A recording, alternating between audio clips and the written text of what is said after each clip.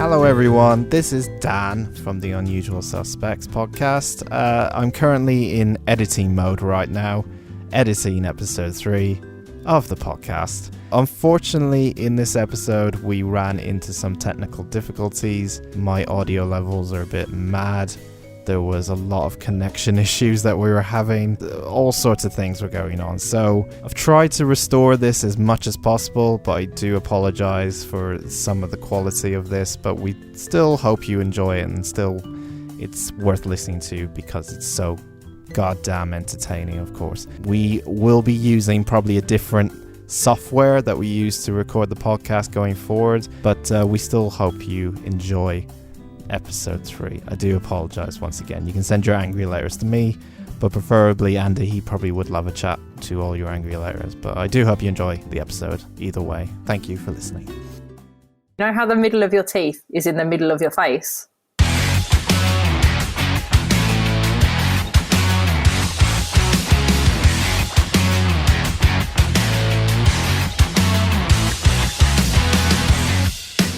Hello everyone and welcome to episode 3 of the Unusual Suspects. We've hit a milestone. We've actually done 3 episodes. Congratulations everyone. Woo!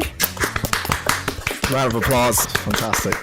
Our podcast isn't officially out yet since we record these way in advance. So I have no idea if it's actually going to be heard yet. But I assume that episode 1 will be out imminently from our time in a few days. Maybe. One day soon. It'll be out One day soon. So should we just make up what people think? I've got some reviews here that people have sent to us already. Yeah, do it. Okay, 5 stars. Andy's a bit of a prick, isn't he? Well, actually, I've got a real review from Andy where he said about you and me that you're still finding your feet with me, and that makes it hilarious. I'm like this with I'm very introvert, so I am like that with everyone. But no, I'm fine. You're cool, Penny. It's all right. Oh, I did also say that Yeah, you're in no way different with Pen than anyone else. No, I like But people Pen- out of context. Yeah, she's a bit of an acquired taste. Yeah, this is We true. all are. We're all acquired tastes. Yep. So I take some getting used to. we are a podcast of vinegar. We're a podcast of unusual suspects. Oh, very good. Yeah. Very good. Not just like a name. 1 star. That comment that Penny said in episode 3. So today we're going to be talking about, and I know there's things going on in the world at the moment, and they're all serious and they're all very bad. And yes, we all know this, but we're going to have a little bit of fun with it. And today's topic is we're going to pitch our coronavirus, post-coronavirus. So after, obviously, I don't think they'll make a coronavirus during the coronavirus. We never know. We don't know how long this is going to be, I guess. Pitch our coronavirus movie plots with our titles, what's the name of the film, and our lead actors, and just kind of give a bit of a summary of what the film is about. So we're all going to do this. And then at the end, we're going to talk about our name out of the hat, which last week was your name. And then we'll pull out another name out of the hat and then talk about that next week. So does anyone really, really want to go first about talking about their coronavirus film? No pressure. Well, seeing as how I don't have a title, We'll give you one. We'll workshop it. It's fine. We'll workshop it. Yeah. I keep going first, though. I don't want to... It was Andy, more, go first. it was more giving Andy, go time to first. think of a title while someone else talks. Okay. All right, I'll go first. My film is called Flandemic. I knew this was a bad idea. Right, Flandemic. Why Flan? Here's the plot. Here's the Right. the one-liner.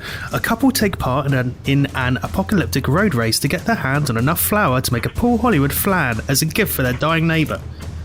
I made up a real film. Are you saying this isn't a real film? Yes. Does this star Paul Hollywood?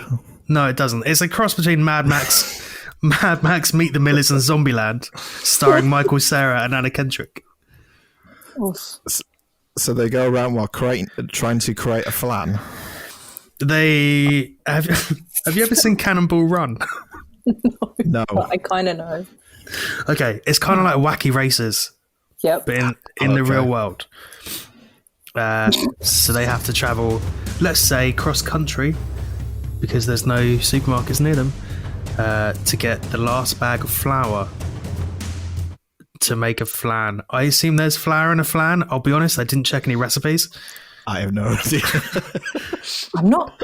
They're kind of squidgy, right? Yeah, but they're cakey, so they must have flour and eggs. No. Egg, milk, sugar. It's a bit like a creme brulee.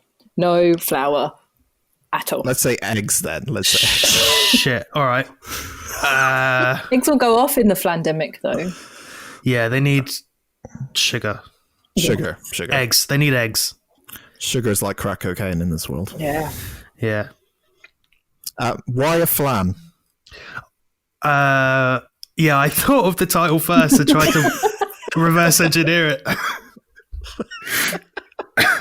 Because Paul Hollywood, Why Flandemic genuinely made me laugh. Yeah, I was at home, obviously.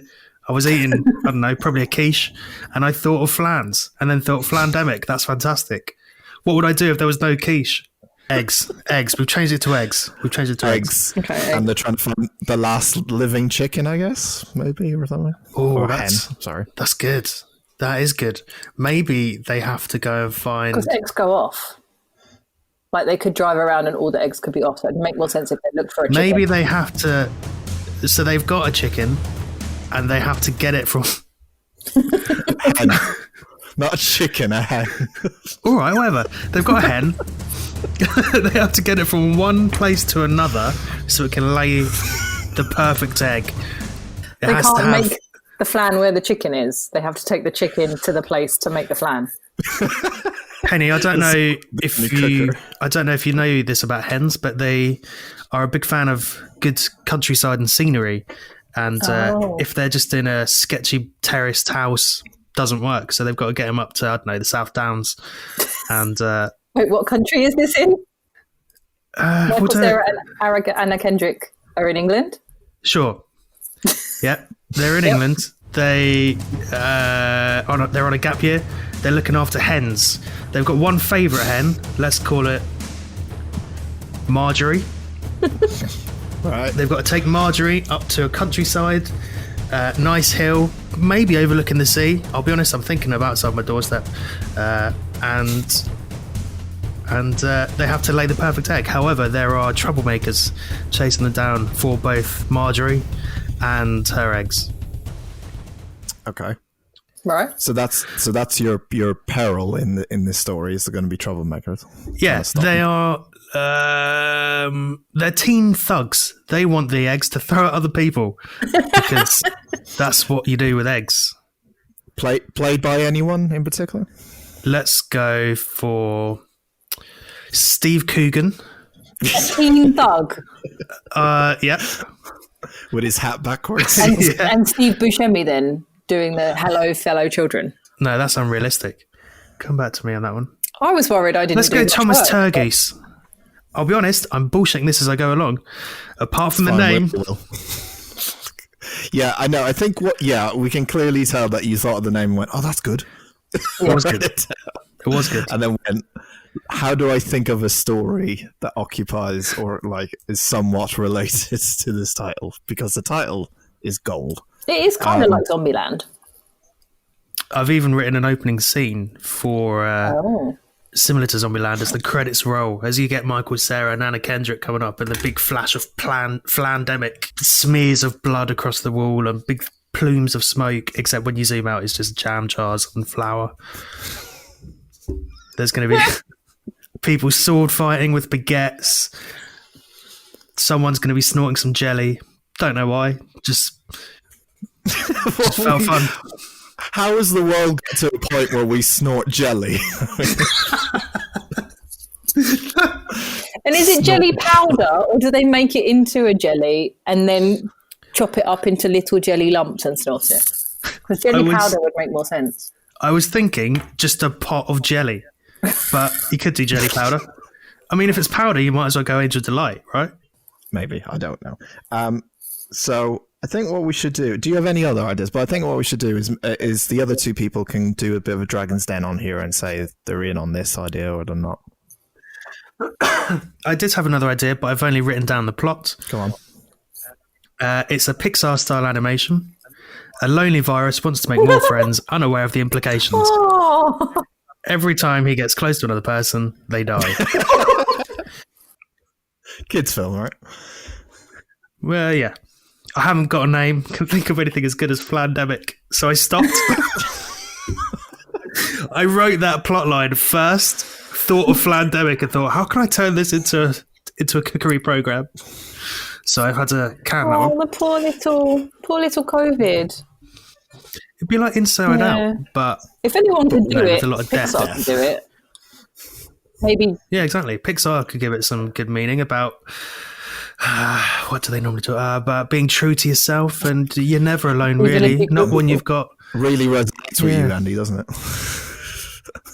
Pixar, yeah, or death with their messages. Yeah, be yourself, even if you kill people. Even if you're a narcissistic prick, you'll still have mates. Welcome to Pixar. I wouldn't fund the kids one, just merely because it's the kids one. The other one, the Flandemic, I would fund it if Paul Hollywood made a cameo in it. Oh, Paul Hollywood's definitely in it. If he's on board, then I would help fund this film. Who do you think the teenage thugs are working for? Paul Hollywood. Plot twist. Wow, what what skills of coming up with that on the spot you have. Thank you. My whole work life is bullshitting things. Also, think about how well Sharknado did. People just watch that because of the title. You give them Flandemic, that's probably 30 quid you're getting from that. It's true. Total sales. Yeah, but box office worldwide, 45. They did have CGI sharks and that. Yeah, but mate, you've got Paul Hollywood as a thug, and I've got a tagline here that I don't remember writing: crude, lewd, and full of food. I'd fund it. I'd fund it if we could change Michael Cera, because I am not a fan. Sorry, Michael. Here's the thing about a Michael Cera and a Kendrick film is that they're both quite funny, but they haven't made their reputation on being funny. So they could deliver all the good jokes and they could hit all the good points, but that's not how they're necessarily known. I just don't like him. Well, it's a good thing you're not the director, isn't it? Jesus. Well, that's why you're not getting my money. You can have money for the kids one. Good point. It's like a mix between Mad Max and Superbad, this film, and a chicken for some reason. It's like the Muppet movie. Ooh, I'll fund it if we can make the chicken, if Marjorie can be played by Gonzo's friend, Camilla, the chicken, then I'm in. You can keep Michael Cera if I can have Camilla. This is getting a bit out of hand now, isn't it? You're making it unrealistic. Why would there suddenly be a Muppet? Pandemic's it's a real life. We're living in a pandemic. We ran out of eggs. They had to go and get some, and suddenly you want a puppet chicken? I can't believe I wrote a real movie. What are you trying to say? This is a real. I would honestly see this in a heartbeat. Again, purely on the title, I would go and see it. Yeah, when it goes straight to sci-fi, then I'll watch it. Not giving you any money. What a burn. Outrageous. The other one I have was a horror film. This is actually a real-life experience that happened to me last week. The horror film is called Mind the Gap. And it's based off a real-life experience I had when I was shopping in Morrison's, where I was like looking and browsing, and Morrison's doesn't really have, sorry Morrison's to put you down, you don't really have a great social distancing thing going on, but I was like looking at veg or something, and a guy kept like walking up next to me, like to look at what I was looking, and then I moved away, like for fuck's sake, and then I moved to somewhere else, and then he came right up next to me, and it's meant to be about this guy who constantly is coming up between social distancing in between me, and that's the horror film. Like It Follows, but less sex based. Yeah, There doesn't have to be. There can still be the same amount of sex in it. He could be in my bed when I wake up. That's how he spreads the virus. Snowballing. And he doesn't say anything, just looks at me and just kind of stares. That's a rejected one. And then I had other ideas called like Meters Apart for a Romance or something. I did come up with one or two. One of them is a Blade Runner remake, because technically Blade Runner is set in 2019. Yep. So why don't we reboot it so that Harrison Ford, played as Deckard, instead of chasing androids, he's chasing the assholes who break social distancing rules. That I would watch. Until he realizes he's been breaking social distancing rules this whole movie.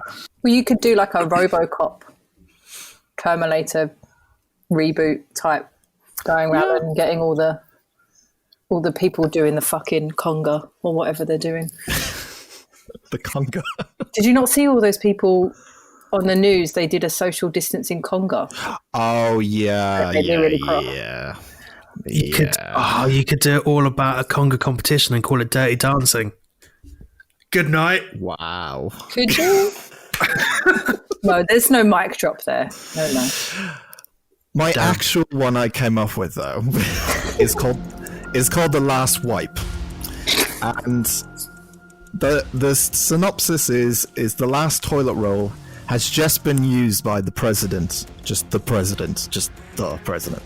and everyone is now adapting to wiping their arses with other things. So, starring Tom Cruise as a agent who investigates rumors of illegal toilet roll activity, because obviously there's no more toilet roll left. So anyone who's like kept any toilet roll is kind of like forced to kind of give it up in this like weird kind of I don't know weird world where they're like, if you have any toilet roll you must give it up to the government because they need to hoard it all together. Even Andrex puppies, the adverts have changed the advert from them actually using toilet roll to them wiping their arse with the dog that is used from the Andrex toilet. So now you see Andrex toilet roll commercials go on. It's just those little cute little puppy Labradors getting wipes off someone's arse. That's making more mess. Because then you have to wipe your butt and then you have to clean the dog. You don't have to clean the dog. Yes, you do. You do the same thing. You just flush it. Don't go that far. I don't know what to do with you today. I really want to put Morgan Freeman in here, probably as a blind deaf man who tunes pianos and runs an ice cream store, either way. But Tom Cruise and Morgan Freeman being the guy who's thinking that, like, oh no, this is all wrong. And then Tom Cruise is just like, I'm just a guy just trying to do my job. And then he realizes halfway through the film that everyone should have toilet roll. And the end of the film is them like, you know how you have sheets of toilet roll? Mm-hmm. Where people use a lot, like at one go. Everyone starts like people start like using those sheets as like an indicator of how many you're allowed to have, and then everyone's allowed to have equal amounts of sheets. The end. Credits roll. Yeah, and Flandemic was unrealistic. They don't think of alternative things like B-days or anything like that then. Well, everyone's stuck in their house still. You got to imagine the coronavirus is still going on. And no one has been able to manufacture new toilet rolls. So what's the closest thing in their house? Of course, it's their cats and pets and dogs and stuff. I'd still just wash my butt in the shower. Yeah, that's what showers are for. I think I would do that before I wiped my arse on Brody. But why did everyone buy loads of toilet roll if that was the case? Because they're fucking idiots. Sorry. Thank you. You got to the point I was trying to get. Who's going to play the president? I'm thinking Jack Nicklaus. Yeah. In fairness, he did a good job. He'll have this, if he has like the shining face, he's like, yeah, I just used the last bit of toilet roll. Yeah. Is that how he gets in and out of the toilet? He knocks it down with an axe. It's poopy.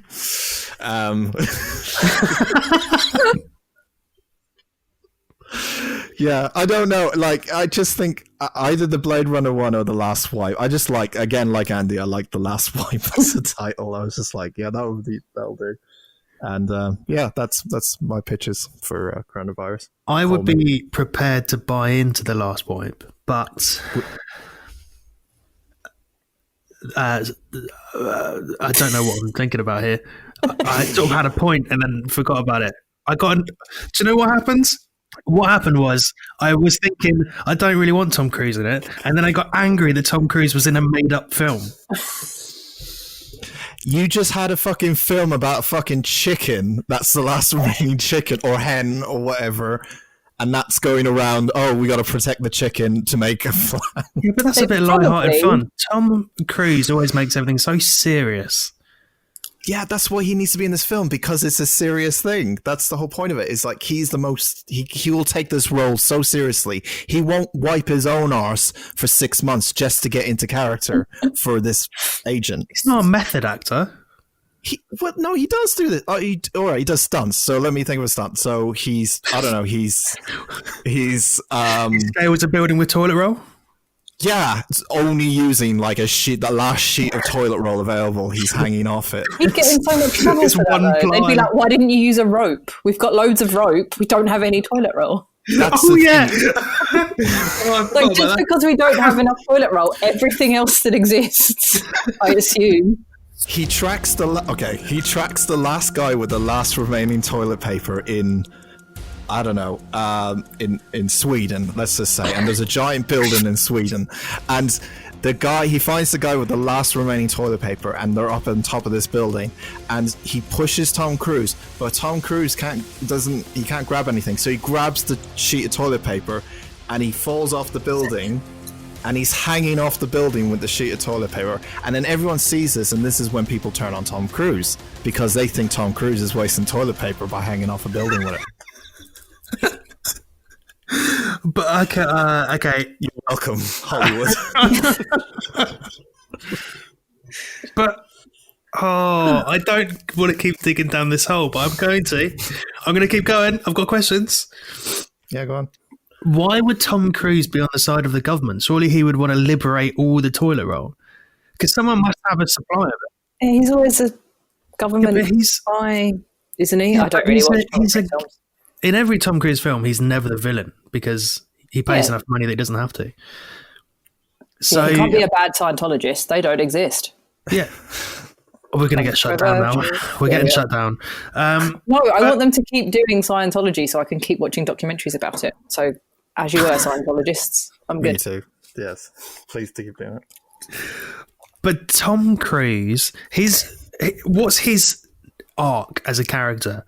If he starts as a dude who obeys the government as an agent and then shuts people down and nicks their toilet roll to give to the government, does he do that throughout the whole film, or does he have a redemptive arc where he's like, oh no, actually we should be giving toilet roll to the poor and the people who are wiping their asses on cats and dogs? Because that would endear him to both the audience. Why am I still talking about this?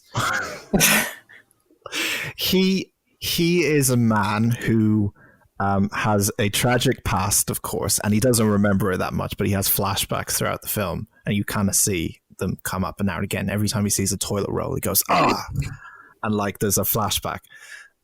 He had a traumatic experience with a toilet roll, where the toilet roll nearly suffocated him when he was in the shower. And just like Neil Breen in the previous episode, he has one of those dramatic, oh no, and like he's falling all over the place, knocking shit over.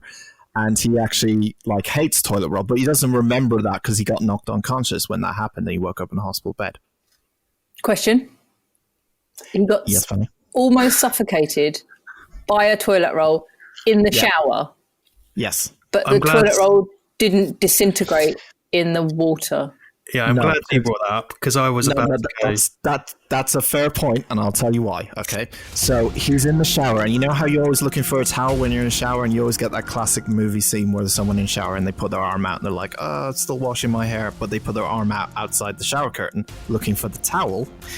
Instead of the towel, he grabs some toilet paper and then proceeds to put it like on him like he was going to dry himself, and then he realizes that it's now becoming wet toilet paper that gets lodged in his mouth, and it's because it's wet, it suffocates him, because wet toilet paper would suffocate you if it fell in your mouth, guys. Why don't you understand that this is a legitimate movie? Okay, I'm pitching here. All I'm thinking is that Tom Cruise is playing a fucking idiot and this is now a comedy.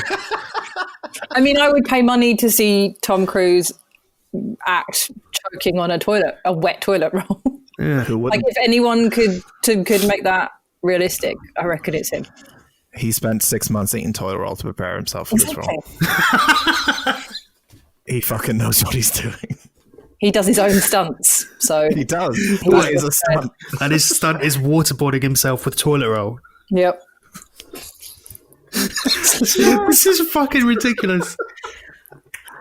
I know, but I'm giving you answers. You ask me questions, Yeah. I give you answers. There you I go. will fund it. I will fund it if he overcomes his fear of toilet rolls after being suffocated by a wet piece of toilet roll after getting in the shower. And has No. The reason. The reason he overcomes it is he realizes he was using cheap. I don't have anything against recycled toilet paper, everyone, but he was using cheap recycled toilet paper, and he wasn't using like luxury toilet paper, and he realizes that, oh shit, I should buy more luxury toilet paper to stop me from suffocating. So he's definitely a fucking idiot then for just using 1-ply instead of a quilted 4-ply. If you give him that arc where he comes around to it and he then liberates all the toilet roll for everyone apart from the president, then I'm on board, and I will give you $100 million to fund. Wow, generous, Penny. No. I don't. There was a very slow head shake there. I don't know what just happened. Is Yeah, it I the mean- animals? Is it the animals? It's always the animals. I'm not up for people wiping their butts on poor defenseless animals. So What if it was something small like a guinea pig? No, because who wants a guinea pig that smells like shit running around your house? And we're not flushing them down the toilet. We are keeping them. But did you know if you shave a guinea pig, it looks like a tiny hippo? So that I'm into. No, but I do know a couple of guinea pigs, so I will sneak in and shave them at some point without them knowing. Pick so it didn't happen. They may be listening to this podcast. Poor Bruno and Buttercup. I'm so sorry. Yeah, if you can take out the animal cruelty, then I'm in Right. for some money. For toilet roll money. Yeah, I'll supply all the toilet roll. That's fine with me. I had like the other idea was to do Scarface, but have him instead of cocaine have toilet roll.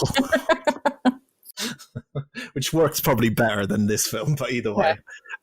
Do you have a title, Petty, for yours? No, and I'm also just really sad that mine's not funny. No, go on. To be fair, though, as I was trying to think of a title, all I came up with was My Corona, because I sing that to the tune of That's My Sharona brilliant. all the time. But it doesn't really work because I wrote a proper movie. Serious slander going on. I can't believe you don't think the Flandemic or The Last Wipe are proper films. There's no be animal fair- cruelty in Flandemic. No, it's true. To be fair, I was so traumatized after our Out of the Hat movie, I could not think of anything funny. So I just came up with a proper action movie. I really like conspiracies. Like, I don't necessarily believe them, but I fucking love conspiracy theories. So I basically went with the kind of Corona was engineered in a lab by the government to cull the population to help lower climate change, which is a real conspiracy theory, so I didn't even think of it, to be fair. But yeah, rather than getting the governments around the world and big corporations to stop, polluting the air and climate change and all these things, they're like, yeah, we'll just manufacture Corona, give it to the world and get rid of all the poor and sick people, and then we won't have to change anything. I think she's on to something here. Conspiracy theories. I am immediately thinking Resident Evil. Yeah. That's what I thought. Yeah. However, that's not a bad thing because you can make a good Resident Evil film, finally. Yeah. Thank God, yeah. And it would be amazing because Timothy Oliphant would be the lead, and I love him, and he's great. Yeah, I don't disagree with that. I like him. He's got really good eyebrows too. Okay, I hadn't noticed, but I mean, I like his acting Dan's talent. looking. I don't know who he is. Yes, you do. Yeah, I know his face. So. he was. Was he the first Hitman? He was in the first Hitman film, yes. Yeah. Oh, okay. Yeah. He was also in Die Hard 4. Was he?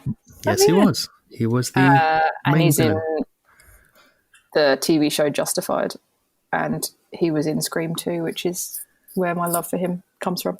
Yeah, that's kind of all I really had. Like, it starts out in Asia, you know, they're testing it out. Timothy Oliphant is like an ex-cop, probably, and now he lives in China. I didn't want to say China in case that's racist, but Asia. He lived in Asia. Asia works. Asia. Yeah. And he's like a security guard, but kind of he's connected to like the shady parts of Asia. We're going to get banned in Asia. Yeah. I was going with a serious fact-based film without flans and toilet roll. I'm sorry. I'm totally with you. I'm on board. Yep. I haven't said a bad word against it so far. No. And basically he hears the rumours about labs and stuff, and, you know, he has to stop it before the world ends up like it is right now.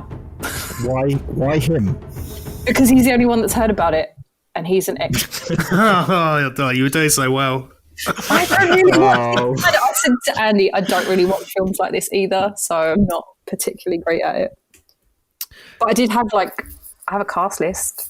The guy who runs the lab is BD Wong, because he's amazing. He's an incredible actor. And then I was going to have. Why are we sniggering? Any of these people. How do you not know these people?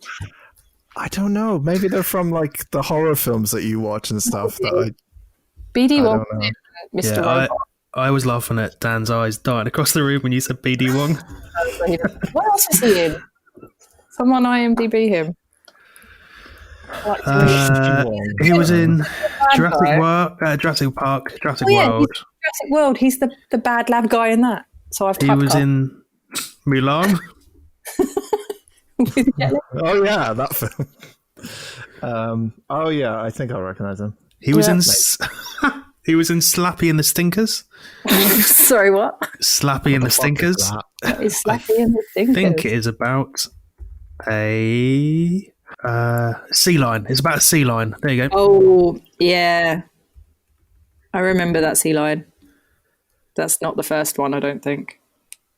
This sounds like Andy's film. Enrolled in an educational summer camp, the Stinkers, 7-year-olds who wreak havoc on their uptight headmaster, decide to abduct a sea lion from the local aquarium with the goal of returning it to the sea. Sounds like your chicken film, man. It sounds like my life. I swear in the 90s there were like a bunch of sea lion films. Yeah, there was also Flipper. Yeah, was. Yeah, It's like Flipper. after Free Willy, everyone went, let's think of a good film about a sea animal. Fuck it, we'll do a sea lion. How about we do a dolphin? Let's do some manatees. I mean, it's bullshit. Oh my god, is there a manatee movie? I love manatees. I would watch that right now. I don't know. There's probably right now. Yeah, I would literally leave. And this pause the podcast. recording. Yeah. We're watching films about sea cows. I had a scientist written down and a couple of actors for like his connections, but I also just have written down Natalie Dormer because I love her, and any way I could cram her into this movie would be great. So she can be the journalist. She can be a journalist. Yeah, Big tick. All right, Yeah. I'm actually in for this one. This sounds quite interesting. I would be in for it. I'm fairly certain a film will be made similar to this. Yeah, in a few years' it time. won't be called My Corona, though, will it? Sadly, No, we'll think of a better title. I did have one other idea, and it was basically Crank or Speed, because I haven't seen Crank, where he eats a bat and he has to find a cure for corona before he dies. Okay, I fund that. I would watch that. I mean, if it was similar to Crank, I'd fucking watch anything because that film is batshit, but it's so good. Yeah, someone sent me. I had to go in my group WhatsApp and ask what the name of it was because I hadn't seen it. And then someone sent me a clip of Crank 2 where Jason Statham has to rub himself on a granny to make static electricity. It's so good. So I might watch it now. Good film. So fucking good. Yeah.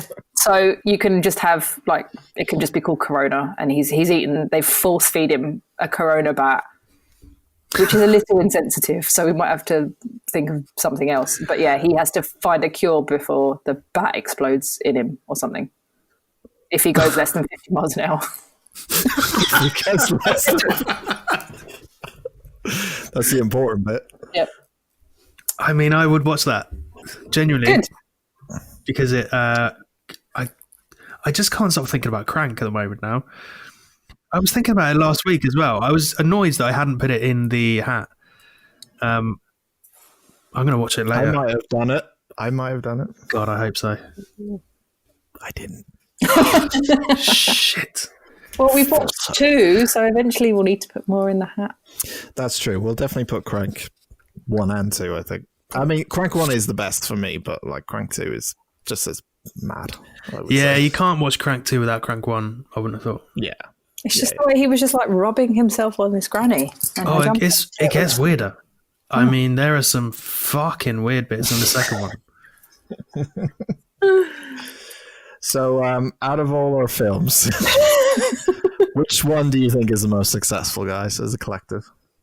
I think the Pens film, except I think because it's really generic. Yeah, but that's the sort of shit that The Rock would make and make like 70 million.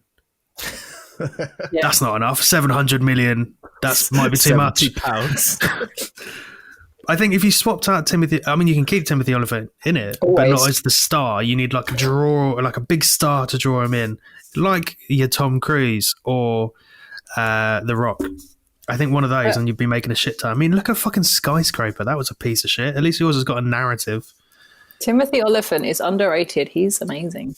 Well, no, I agree with you. I really like him, but he's just not a big enough box office draw. No.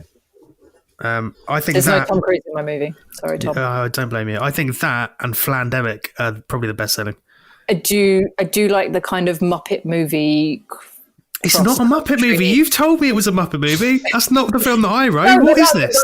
That's how I would fund it. I like how it's got a Muppet movie, cross-country. I'm going to make you guys watch the Muppet movie now. Vibe to it, and I'm into that. I've seen it, yeah. I meant to put Muppets Take Manhattan in the hat as well, because that's the best one. So Andy's Muppet film. Why didn't I think of a Muppet film? I mean, I'm going to detach my name from this project. I'm out. I'll buy you out. I'll make it as a Muppet movie. Fine. Kermit and Fozzie have got to take Camilla across the country to get her away from... are there any bad guys in the Muppets? Michael Caine. From Michael Caine, because he is trying to steal Camilla's eggs.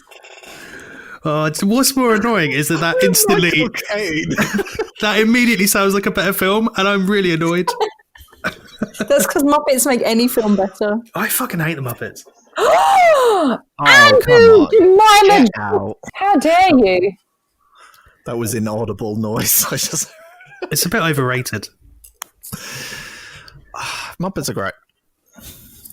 I'm out. I'm not giving you money for anything you do ever. Do you know I met Kermit the Frog once, and it was one of the best days of my life. Yeah, I think you told me. This is a guy with his hand up his arse. It's the dude with his hand. I met Kermit and Pepe the Prawn, and when we have our Instagram going, I might put it up on our Instagram. But you couldn't see him; his hand was behind a curtain. It was very magical. You still knew that there was some dude with his hand up a frog. Yeah, but I'm not dead inside. You get arrested for that sort of shit normally. I can suspend my disbelief for 5 minutes and have some wonder and joy in my life, Andy. Yeah, I can't. I must say, Andy, like I recently went to, before Corona happened, I went to Disneyland Paris, and I just went to my girlfriend all the time going, there's a Frenchman under that. There's a Frenchman under that. You're the worst person. Oh, that's genius. Worst. It's true, though.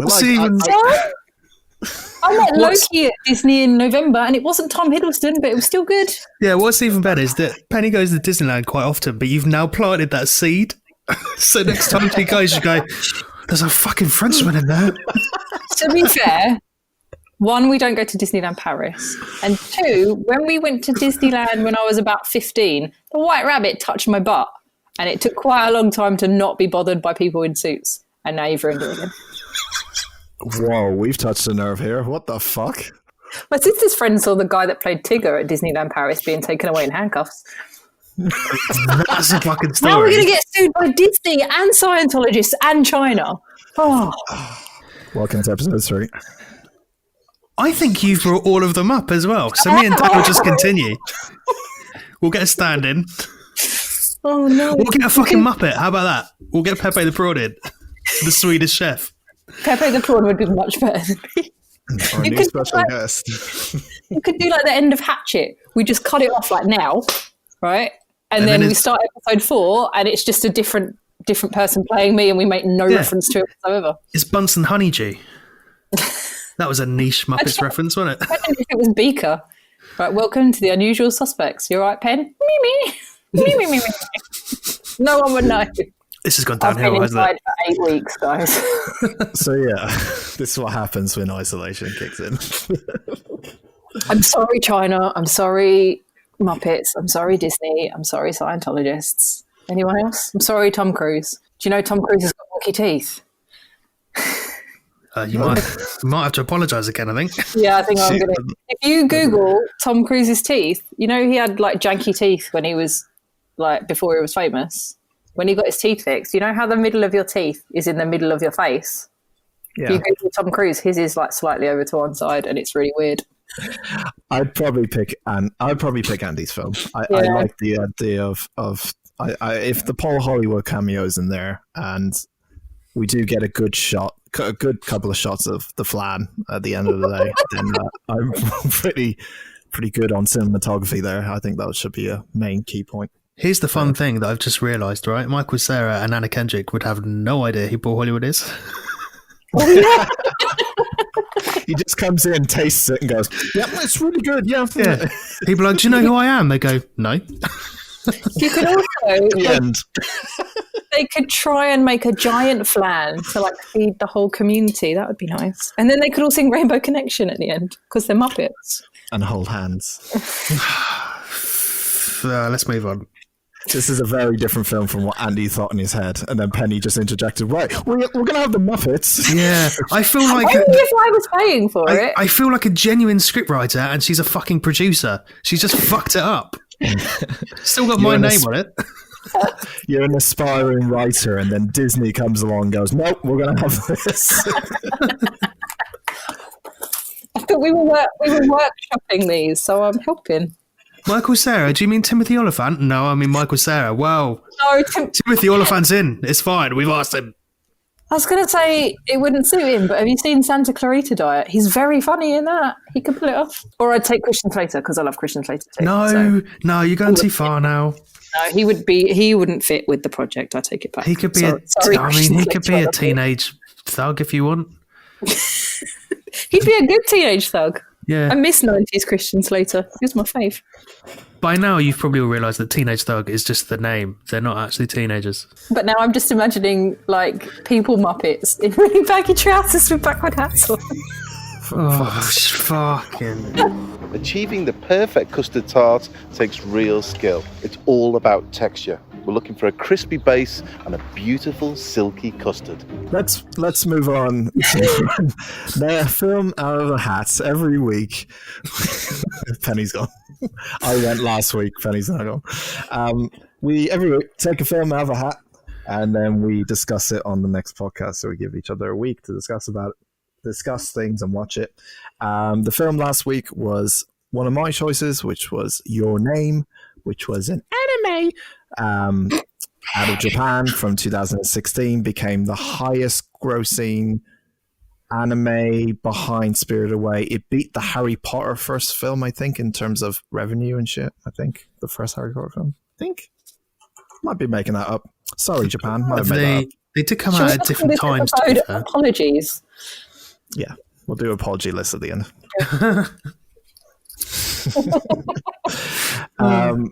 So yeah, it's it's one that's been watched by many of people who are kind of in that kind of area of films and stuff. But the fun thing is that I've always wanted, especially Andy, because I've known him for a long time, to always watch an anime and give his reaction. So I can't wait for this. So Andy, let's let you go first, because I really want to see what you thought about this film. Okay. Spoilers on, by the way. Spoilers are on now. I'll go through the whole plot if you want, and I'll just pick bits and pieces out. No, don't go through the whole plot. No.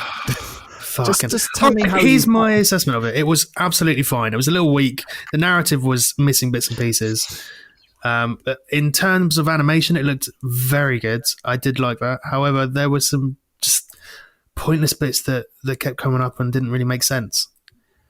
Can I just point out that you said in episode 1 that Unleashed was absolutely fine, and now you are saying this was absolutely fine?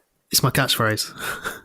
I'm just pointing out that, not having seen Unleashed, I assume they are not the same sort of absolutely fine, because this was much better. I'm going to be totally honest. I think I'd watch Unleashed again before this. But that's just my personal preference. All right, just making sure. That doesn't mean anything at all. It just means that... You hate Japan. Now you have to apologize. Oh, I didn't say that. I didn't say that. Namaste and all that, but I did say. Oh yeah, what? Oh yeah. Andy, apologize to you and your people. Arigatou gozaimasu. That was probably really bad, but that's how. Let's turn this into an anime podcast. Oh, can we? Yeah, let's do it. I'm out. All right, so your name, just brief, if people watch it, I guess you watch it if you made this part of the podcast. It's about a boy and a girl who switch bodies, and they think they're dreaming about this other person when they switch bodies. In actual fact, they're living each other's lives, and they start to realize that they're starting to live each other's lives on every other day of their day. I found out about this film because Mark Commode gave it 5 stars in The Guardian in 2016, I guess. Which I don't think I've ever seen him give a 5-star review to anything. I think he obviously has, but I just never read up on it and stuff like that. So I was like, fucking hell, an anime film? 5 stars? I guess the thing about it is it's set up to be a dramatic, and this is probably why, Andy, you sent me the text of, I didn't expect you to like this, Dan, text that you sent me a few days ago, where it's set up to be a dramatic kind of, well, like a comedy romancy kind of thing. But then at about halfway or 40 minutes or an hour into the film, it's kind of takes a turn. It becomes, what the fuck, Dan? Yeah, what the fuck, Dan? That was all I had. No, when it got to that point, literally, what the fuck, Dan, as my soul shattered into a million pieces. Yeah, that was the message I got, and I was like, pff. Yeah, what's he done now? As Andy said, it looks like the art style is pretty phenomenal, I would say. Like, it just looks good. It's all hand drawn, everything. No CGI, no nothing. It's all just proper old school hand drawn. There are a few places where the animation is a little bit wobbly. There's near the back end, probably about an hour in, there's 2 eagles that fly across the screen, and you can see long tails where they would be moved across the screen. That's probably should have been taken out in post, but I mean, aside from that, it was pretty flawless. I love how the little thing just the eagle's tail. I think it was great, but got to have a keen eye. The music, I would say, I honestly truly think this is one of the best animated films of all time, but I wouldn't say it's my favorite. I think Spirited Away just pips it. How's Moving Castle? Yeah, I mean, How's is there, but How's is my favorite. Because it's emo. This is definitely my favorite anime film, but I mean, it's the only one I've ever seen, so it's not tough competition. Wow, what a praise to Japan. This is definitely the best film I've seen in this genre, and this is the only film I've seen in this genre. Yeah, but how many of them have seen Clerks? You know what I mean? Oh, wow, fuck's sake. I knew this was a bad idea to put this in the thing. I would say, so backgrounds look great. I think another thing that's this is the one thing that kind of annoys me with the film as well, especially because the English translation to Japanese is going to be different, and the songs as well. The songs remind me of stuff out of Team America, and I know it sounds really bad, but like the English there's a Japanese version of these songs, but they translate it to English, and because the words don't really rhyme when they sing, it sounds like it's a bit like all over the place. Like it's like, well, it was the same. It was the same band who did both. Rad Wimps.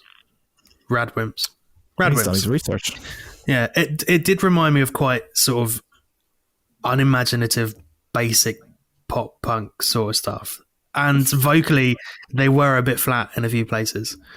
Penny doesn't agree. This is why she takes the pictures and I do the writing. Oh, I love anime, and you're this is also all over it. Probably why I'm about to lose my job as a writer at Punktastic. See, maybe I didn't notice the music because I have been watching a lot of anime this week, and with anime, the series, they tend to change their credit songs like every half a series. So you'll have like 2 for 1 part, and so a lot of the music is a bit strange with the translations and stuff, so I don't really notice. It's one of the things I came across to people, especially converting into English. It's the one thing that people go, I didn't like. But yeah, you're right, because there's a anime series I watched called Steins Gate, which halfway through that, great. Halfway through that, they changed the vocals and everything and the lyrics and all that kind of stuff. Bye, Andy. Let's talk about anime for an hour. Yeah. Go. Well, okay, so Andy, is this actually your first anime you've watched? Because I'm really intrigued to see how you think apart from One Punch Man, yes. So Mitsuha and Taki, as Dan has said, they swap bodies with each other like every few days, but they don't really understand why, and everyone else has noticed it. So her grandma and sister are like, "Oh, you were really weird yesterday," and shit like that. I wish that was the voice. So there's obviously like other people are noticing it. They don't know who each other are. They just know that they're swapping bodies. So they start like setting rules and creating notes for each other, and just doing so like they knew what the priorities were and stuff and what they've been up to. Like Mitsuha sets up she sorts out a date with a waitress because she fixes her skirt with a cute little flower and hedgehogs. Yeah. While she's in Taki's body. Yeah. Turns out the boss is into it, which is why, right? I love that take on like the Freaky Friday type thing where, you know, Freaky Friday and they usually know each other. And this, they were like in completely different towns and they didn't know who they were. And I loved it that they were communicating with each other and writing notes and leaving things in diaries and stuff. When I originally thought it was just a Freaky Friday style movie, I really liked that take on it.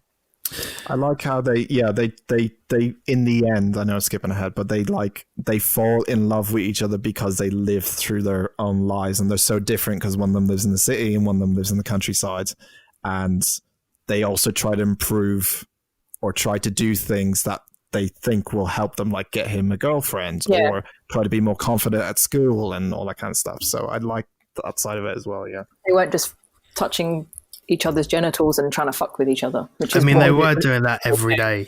It's well. Japan. If you were in someone else's body, you'd probably try and mess with them a bit, and they weren't. Yeah. It's nice.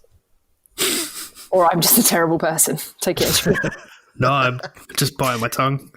But so Mitsuha's grandma is like really traditional, right? So she does all the like traditional dancing and stuff, and all the Shinto stuff. Komazaki. In what Dan said. Komazaki. It's basic. So you know sake, the drink that you have in Japan. Yes. Yeah, I mean, I worked all this out because I watched the film. Yeah, I know. I thought it's fermented rice, isn't it? They chew up rice, spit it into a bottle, it ferments, and then you've got some sake. Yeah, and wrap it up in a bowl, basically. Fucking grim. That is pretty gross, to be fair. When he was like, I'm going to drink this, I was like, you do know it's her spit, though. Oh, so many spoilers. It was a bit like, it's like cold, fermented spit that's like 3 years old. Guys, we're gonna have to apologize to Japan again. I can't wait to go back to Japan.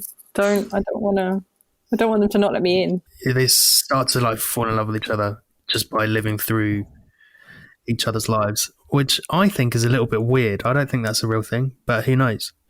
You don't think them falling in love with each other is a real thing? I think if you're living someone else's life, why would you fall in love with that person that you've just become? That's fucking narcissism at its core. Why do I keep bringing everything back to narcissism?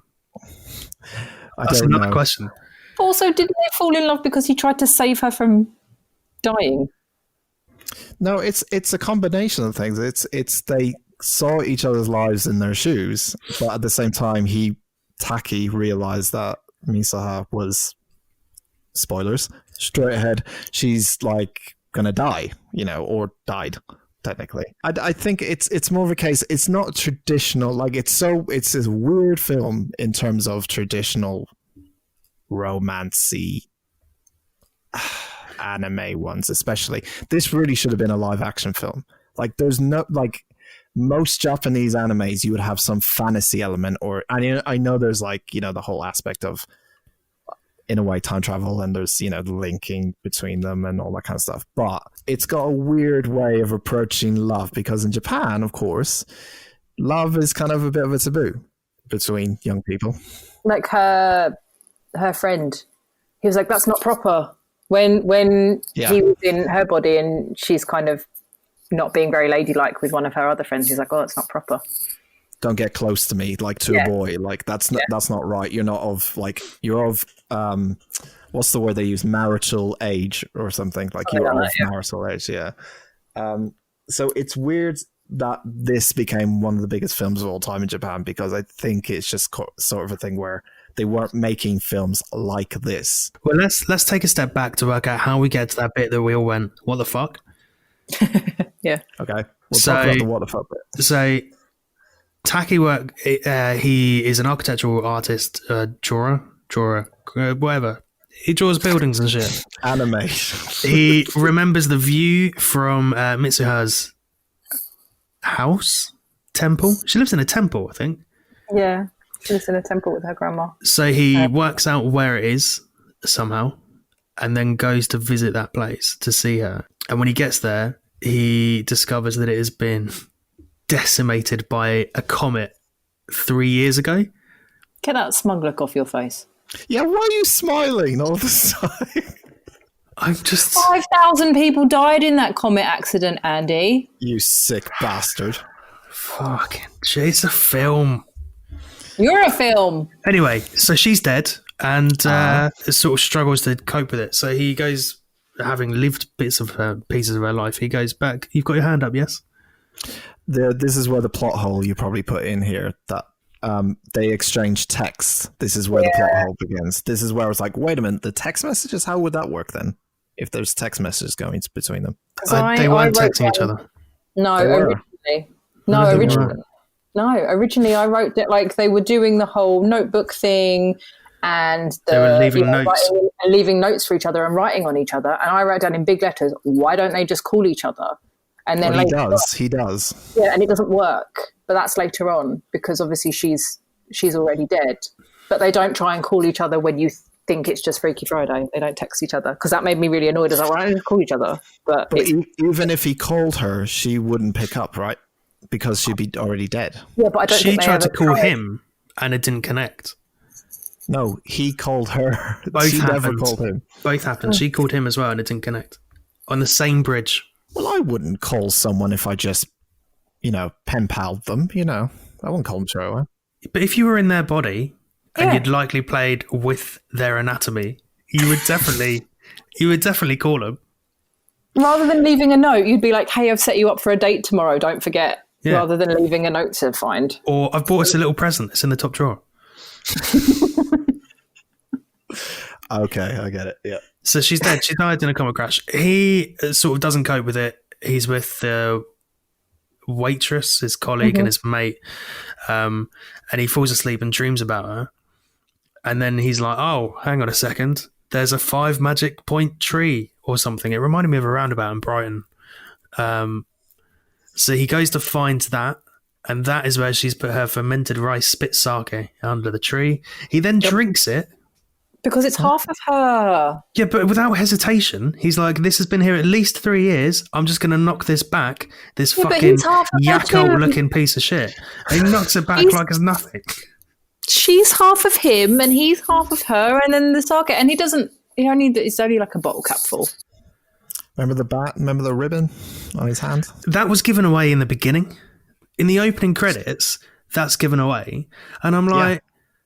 Why? Why do they didn't have to put that in there? It's showing you that she already went to go see him. That was actually the first part of this timeline, is her going to see him. Because think about it. It was 3 years ago. And that's why he didn't remember her. I understand that. But putting in the opening credits was largely irrelevant. No, because they flashed back to it anyway, so it was largely irrelevant. If he just had it and said, I don't know where I got this from, that would have worked better, instead of being like, they meet at some point, and now they don't know who each other are. And now, what have you got against Muppets and cartoons, Andy? Oh, it's fucking bollocks, Penny. It was shit. It just took away from like the problem I had is that I didn't know when it started. I didn't know if that was part of it or if it started afterwards. So having that bit totally out would have brought the narrative. I keep talking about narrative. It would have just made it feel better. Anyway, so he's got this band that she used to have in her hair. She then cut her hair off. Women always do that when they're stressed out or having like a crisis. They always do something weird to their hair. I was half expecting him to get a tattoo because that's what we do. But why she cut her hair off? That's why I shaved my head. I don't know why she cut her hair off. There was no explanation. Because she went to go see him the day after, and then she came back realizing he didn't remember her. She got really upset, cut her hair. Girls do weird shit when they're sad, to do weird shit to their hair when they're sad. Is that why she cut it off? Yeah. I hadn't really worked out that it was before that she had long hair when she went to see him. I hadn't noticed. By that point, I was like... You had 2 flashbacks to it and you didn't realise. No, I didn't notice her hair, I'll be honest. That was one of my only notes, is that she had a crisis and was sad, so she cut her hair like all women do. I think they even say it in the film or something. Oh, it must be a boy or something. I think that's what they say. Anyway, so he drinks the spit, and then then he collapses and goes through this weird fever dream with loads of chords and comets and stuff, and then he sees her life progress as a baby, understands why her dad walked out. It's because her mum died. Her dad is also the mayor. No one's touched on that yet. Then he sees the death of her mother, her dad walking out, and then finally the comet hitting him from her perspective. Oh, which was horrible and sad. Did it make you laugh, Andy? No, I didn't know what I was looking at. It was mental. Then he wakes up as her, and he's somehow saved her life. It's the day before? No. I'm putting all the animes on my fucking list. Hang on. Or at least time traveling animes. Don't make him watch Steins Gate. It'll confuse the fuck out of him. Oh my god, Steins Gate would fucking drive him insane. So, no. She has... Because he's now drank the spit, as you put it... She's now half of him is inside her, so she immediately clicks back into her as Taki. Because half of her was in the bottle, she drinks it, now she's back in as Taki. She goes up to the mountain and she stares out and goes, oh my god, my village is gone. So it's the present day. She's in his body realizing, oh god. And that's why they ran past each other on the rim of the crater originally, because they couldn't see each other, and then they could in Magic Hour. Yeah. He wakes up as Mitsuha on the day of the comet. That's exactly what I said. And you went, oh, he's going to confuse him. I know what I'm talking about. You're just being dickheads. Great comic. So he goes up. Taki as Mitsuha goes up to the crater to overlook. No, he goes up to the magic tree to overlook the crater, and they see each other. Yep, they pass each other, and then they snap back into their own bodies. And finally meet properly. They finally meet, and dear God, I cried like a bitch when this happened. Yep. I know you did, Andy, too. I know you did, Andy. I know you did. You were just trying to hide your emotions. Let them out. Let them out, Andy. Come on. Here's what I thought when that initially happened. This is a safe space. What I thought was, well, this is fucking inconvenient.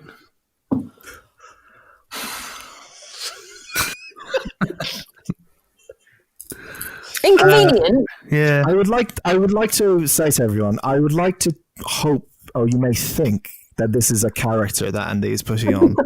This is not. This is like the Carl Pilkington. No, this is actually what he's like. So there you go. Thank you. Now you move on. Quite an important part of this film is sort of twilight, witching hour. That's when the magic golden hour is when they first meet, right? You'd know that if you're a photographer. Well, we're just hating each other. I know it because I watched the film and they banged on about it 40 times. But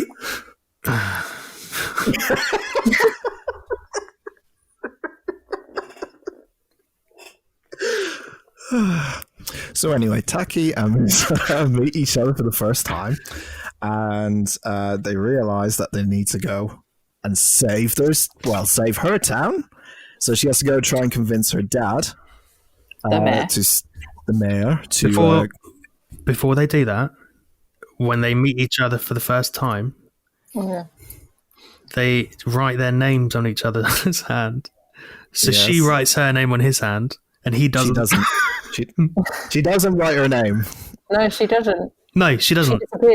She disappears. Yeah. Which made me laugh because the pen just dropped out of thin air. Obviously, that was made me funny. laugh for that bit. Yeah. I'm pretty sure at that point she said, "Oh, you're the one who's been inside me," and that also made me laugh. Yeah, that made me laugh a little bit. But then I laugh anytime anyone says like "say me," so it's not surprising. And instead of writing his name on her hand, he writes "I love you," and that's the bit that I think got both of you the most upset. Oh yeah, definitely. I was quite upset when I found out she was dead. To be fair. Yeah. I was quite upset from like then onwards. I always thought though at the start of the film because they weren't near each other or they were in two different places, I always thought there was some degree of like there's something they're not telling us. They're related. Or you know what I mean? Like there was something, especially the comet at the start, and I was like, "What's the comet got to do? Oh, why does our town look like a giant crater? What the fuck?" And I was thinking, okay. Yeah. But yeah, no, it's not like, I don't know how to put a film. It is a romance film, definitely. I would say it's a romance film, but it does have degree of like suspense and twists, especially that you just don't expect in a film like this, especially with, I guess, anime romance. You take a look and like, we'll go for the Andy example. You say, if I give him an anime romance film and say, "Oh, Andy, it's the best anime romance film you ever watched," you probably wouldn't expect half the things that happen in this film to happen in this film. Speaking of things that happen, shall we continue on this fucking effort to finish the plot? Oh, he's got things to say. No, I've got nothing to say. Andy. But we're sort of leaving it midway through. Anyway, so they get back from that weird thing where they met each other. She draws a line on his hand. He puts "I love you." She can't remember his name. Neither of them can remember each other's name. I didn't really get that dynamic anyway. Made me sad. It's called Your Name. So, clues in the title. All the notes faded away and stuff, and it was sad they couldn't remember each other. Actually, I tell a lie. The second that they sort of stopped seeing each other, they could remember each other's name. And she was running down the street shouting his out.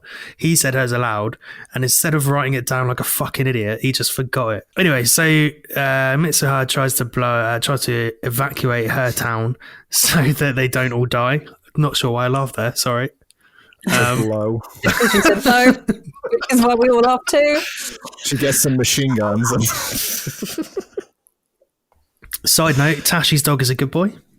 I've got that in my notes. The evacuation doesn't work. It goes badly. No one leaves and the comet starts to split. And it essentially is the same thing, just repeating itself. She goes to talk to her dad, who's the mayor. Then you don't really see what happens. You assume that the comet hits them and they didn't do anything. They all died. It's implied that it's the same old shit. One thing, I like how the comet is like, in a weird way, indication of time itself, because the comet is going up and over like this, and then a degree or a bit of it falls out of place, like it's like the two of them. Time, yeah. Like an alternate timeline. Yeah, Andy picked up on that straight away, obviously. I did. I was just trying to work out why you were explaining it that way. Well, there's a lot of metaphors in the film, like obviously the ribbon in her hair, like the strand, and the meteor, and there's just a lot of different things, especially if you've watched this film 4 times, which I have, obviously. So it's implied that the whole town is fucked, and Taki wakes up on the edge of the mountain, and then it jumps forward, and he's in a suit looking for a job as an architect, and he doesn't remember who Mitsuha is. He tries to chase a woman off a train because she's got a red ribbon in her hair. Yeah, again, the thing it made me laugh. Isn't it her, though? No, not the one on the train. It's just some... Well, it might be. Oh, yeah. But I thought it was... It is her. So the town was saved. They're all alive. Or she's alive and her, whatever. They're all alive. There's loads of conspiracy theories about what solved it. He's in a cafe. He hears her mates chatting. And then he sort of has a distant pang of a memory, not the full-blown thing. He's like, oh, that sounds familiar. I recognise that name. He walks past Mitsuha, doesn't recognise it, but he hears a bell and sees a ribbon. At one point, they're on separate trains that pull next to each other, and they make eye contact, and then they just fucking zoom apart. Again, like Destiny. I had to pause it. I had to pause it again, because that really made me... It really got to me. Why? That's how trains work. They pull away in different directions. I don't know. It just felt a bit obvious and a bit of a cliche. Hey, look, if I've got to ruin films for myself, I've got to ruin them for you too as well. So the closing scene is them walking past each other on a set of stairs. He hears the ribbon and the bell that she's got in her hair. Oh, I was trying to put in a bell end joke and I stopped myself. He turns around. What's wrong with this fucking guy? He turns around to talk to her. She's doing a cry. Like I was, sobbing. Andy is laughing again. I don't know why I've written she's doing a cry. I did a cry. Anyway, she's doing a cry. And then they both say, at the same time, can I ask your name? And then roll credits.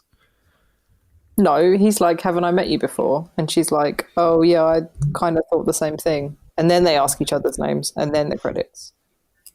Yeah, get it right, Andy. Just felt a bit too convenient. Anyway, it was kind of like Freaky Friday meets Life is Strange, but it did feel a bit soft and meaningless. The twist in it was genuinely quite lovely. I liked that. And it did have nice, tender undertones. It was just too saccharine for me. It's because you're dead inside. It's fine. I mean, that is true. But I mean, I'm quite dead inside, but yeah, I cry a lot. So you're also quite emotional, and I'm not. I am, yeah. Yeah. It was a hard one to make you cry. I mean, I could probably get another film to try and make you cry about, but Oh, is that the new challenge? Yeah. Okay, fine. See, now you told him that he won't cry on purpose. Yeah. Or he'll lie. Or I'll do it deliberately through something like Die Hard. Wow. Yeah. Pen, what did you think of the film?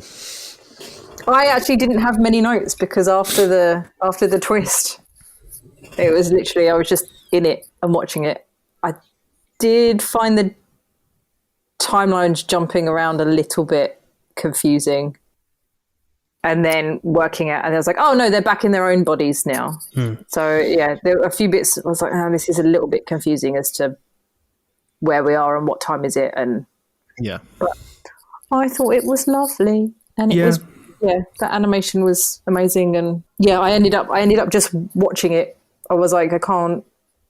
Not that I watch movies to try and pick holes in them, but I literally have 6 bullet points, including what the fuck, Dan. So why is it just what the fuck? I don't understand. Just because when I found out she was dead, I was literally like, what the fuck? I was like, I didn't write the film. I just watched it. You picked it. And I was just... That picked it. That picked it. My soul kind of shattered, and I was sad. It was a really lovely film. I mean, I genuinely have thought about it a few times since watching it, and just little bits and pieces I think about. I was going to say daily, but I only watched it 2 or 3 days ago. But I have thought about it most days, and it did look amazing, and the general message to it was quite nice. It just lacked something for me, and I can't quite work out what it is. I think it was just too sweet. Yeah, I can't imagine it being your sort of. Yeah, that's the only thing is like if you're not used to it, like those kind of films, it's going to be a hard sell. But at least you liked it a bit. I think that's a good success. That's the best we're going to get. Look, I would watch it again. Realistically, it was maybe not straight away. What do you think he'd like better, Spirited Away or House Moving Castle? Which one do you have less problems with? I've been told to watch Cowboy Bebop a lot, and Attack on Titan. Akira I've been told to watch. You regularly. haven't seen Akira? That's No. like 1982 or something that came out, I think. Oh, I'm very sorry that I haven't seen a film from the 80s. I've seen fucking... I was going to say Terminator, but I think that might be the 90s. Akira is blood and guts and really messed up. Yeah, but again, it's... I'm not a huge lover of the animation style in general. Why? I See, don't there's certain know. anime styles I don't like either. I don't know. Like the kind of older styles I'm not massively keen on. Or when it gets really... I've seen like Kill la Kill, and it gets really kind of... It gets that really simple old look to it in between things. I'm not a massive fan. Yeah. I like my cartoons less cartoony. Yeah, I like detail. Weirdly. I really want Andy to watch a film called Paprika. Because it would fuck him up. Anyway. So, what we get scores on doors, guys? Out of 10. Andy, what are you going to give your name? I'm going to give it... What did I give Hatchet last week? 7. I think you say 7 as me. You hated the end. Okay, I'd like to lower Hatchet's score to a 6 and bump this up. A new standard. Bump this up to an 8. Your name gets an 8. Wow. How can you lower? What do the two have to do with each other? I don't. Because we have a standard now of film. Because Hatchet was just one film. Now we have two to compare. Yeah. Okay. I think this fundamentally is a better film than Hatchet. It's less fun in places. Hatchet is fucking bonkers. But it was just a really nice film. Still a good laugh. The more I'm talking about it, the more I'm starting to like it, which is weird. Talking yourself into it. Yeah. Yes. Would you have liked it more? 8.5, don't ask me again. Would you have liked it more if Timothy Oliphant was in it? 7.5 Oh. for the Timothy Oliphant version. Penny? I don't remember what I gave Hatchet. Probably an 8 or a 9. But I think you give it an 8.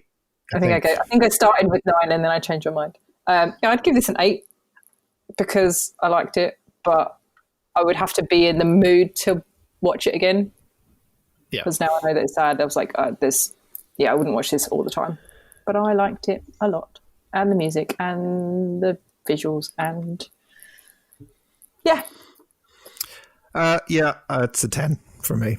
This is right behind Spirited Away for me. So, and I think I haven't seen a film, animated or non-animated, like this before. So, it does ticks all the boxes for me. Get going! You gotta convince your old man!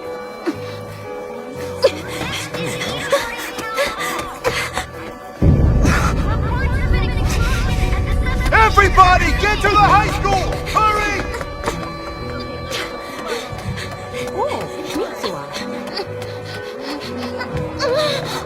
Why would terrorists attack way out here? What is Chubo Electric saying? They're still checking. Any update? No wildfires yet? You sure? Got it. Make them stop this broadcast immediately! Haven't you located its source yet? Mayor, Names Out of a Hat is a PG-13 section of our podcast where we like to talk about films that we're going to talk about next week. So we have 58 films left. I'm going to do a random one here. I can't do it. So the next film, I think this is Andy's. Next film we're going to talk about is the 2004 film The Butterfly Effects, starring Johnny Depp.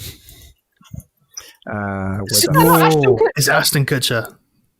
Yeah. Starring Ashton Kutcher. Please The apologise to Butterfly Johnny Depp. Effect. I apologize to no Hollywood actor ever. Evan gets a severe headaches that cause him to suffer blackouts while unconscious. He is able to travel back in time and alter the past, but this causes drastic changes in his present life. We shall be talking about the butterfly effect with Johnny Depp Evan next week. So we're going to see the butterfly effect next week. I haven't watched it in years. I haven't seen it ever.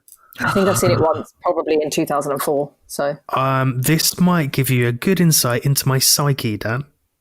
Oh, Fun fact: my parents organised a movie night with us and some family friends, and I recommended this film. We watched it, and no one enjoyed it,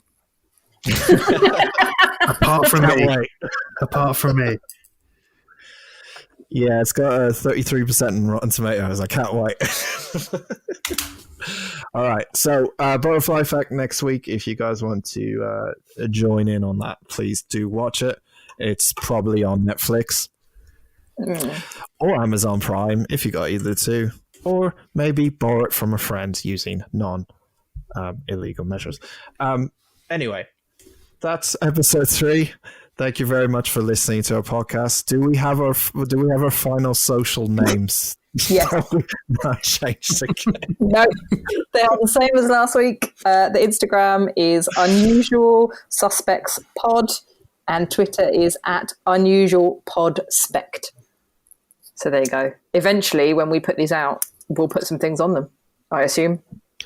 Yeah, I guess this so. is like, we can't see the future yet, but it's happened right now because no one would hear this podcast if it wasn't out already. We are the Tarky of the real world. So I assume 3 years in advance. Yeah, he's made an anime reference. Who's gonna drink the rice flavored spit sake? I don't I'll make you some. Shit.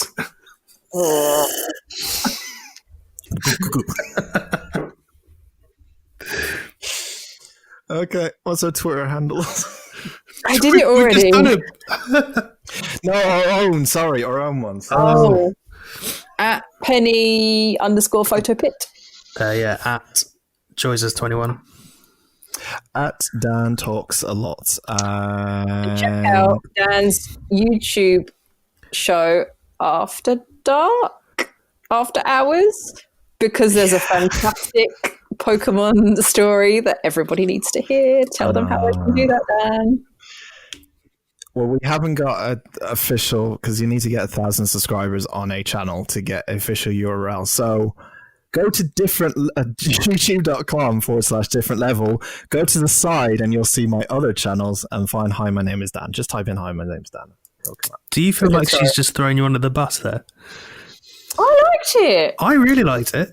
It was a good story. I mean, I'm sorry you were so embarrassed and it traumatized you, but I really liked the story. I have way more fucking worse ones. Yeah, it was sweet. I do YouTube, guys. There you go. For people who don't know, I do YouTube. I'm one of those guys. Those annoying guys. Yeah. What's your TikTok, Dan? Oh, fucking, I don't know. I did actually, before we go, I did actually download TikTok just to see what the fuss was all about. It's like a really shit version of Vine, is how I just describe it. That's it. Yeah.